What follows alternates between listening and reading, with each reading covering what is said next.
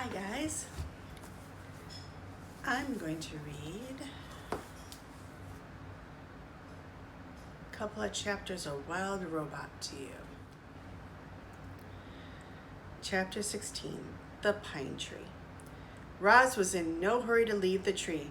She stayed on her branch long after the bears had gone, enjoying some peace and looking herself over. In addition to bite marks and claw marks, the robot was also covered in dirt, which, of course, meant it was time for another cleaning.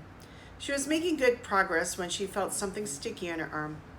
The problem with sitting in a pine tree is that eventually this tree's sticky resin will find you. It always does, and it found Roz. The robot scrubbed and scraped at the resin, and soon her fingers were completely coated in the sticky stuff. Then it was all over her arms and her legs and her torso, and things were about to get even messier. A robin swooped into the tree and began screeching and fluttering around Roz.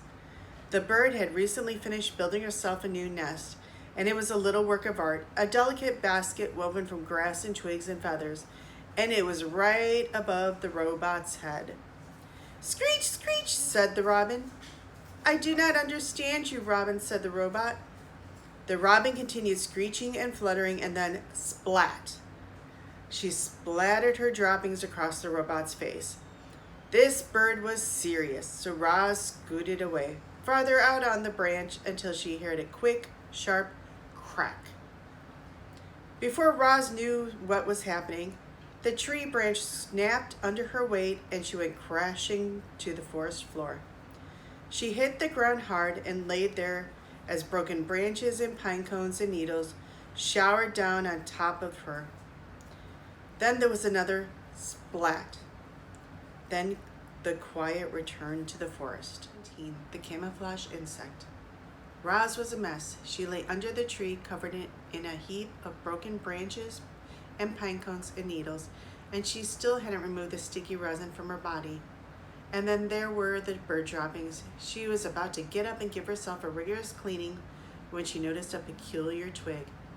The twig was moving. It was crawling along one of the broken branches on the ground, and with a gentle touch, the robot picked up the twig. "Hello, stick insect. My name is Roz. You are very well camouflaged." The stick insect's body was long and thin. He had the same shape and colors and markings as a real twig, but if you look closely, you must just see two tiny eyes and two spindly antennae.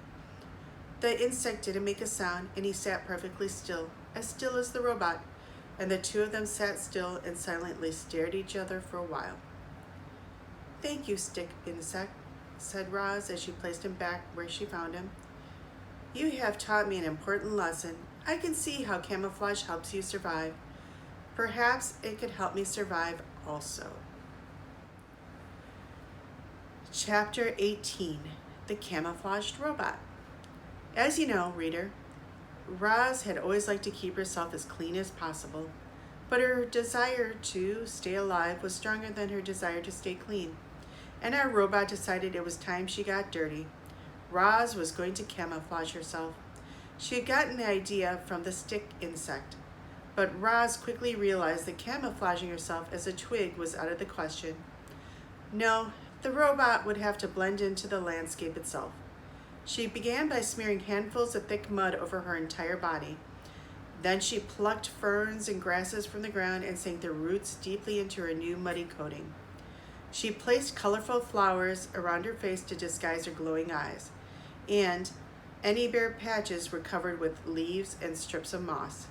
Our robot now looked like a great tuft of plants walking through the forest, and she waited for darkness, and then she paddled to the center of the clearing, nestled herself between some rocks, and became part of the landscape. A few hours later, the sky was brightening, the fog was lifting, the nighttime animals were slinking home, and the daytime animals were beginning to stir. It was just an ordinary morning on the island. However, there was a new tuft of plants in that one forest clearing. Only the bees had noticed the tuft. They buzzed around it, completely unaware that the robot was hidden beneath. And so Roz sat there, right in the open, yet completely unseen. and observed the wilderness around her. She watched the flowers slowly turn towards the sun. She listened to the rodents crawl through the weeds, and she smelled the moist, piney air. She felt worms wiggle against her muddy sides. A week later, the tuft of plants was gone, but there was a new clump of seaweed on the shore. A week after that, the clump of seaweed had gone, but there was a new bramble on the mountain. Then there was a new log on the riverbank, and then a new rock in the forest. Chapter 19, The Observations.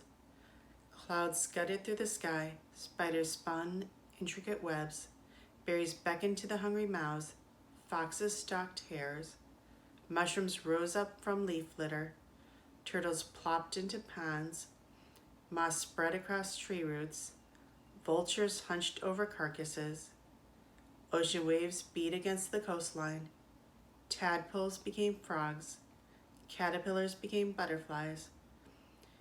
A camouflaged robot observed it all.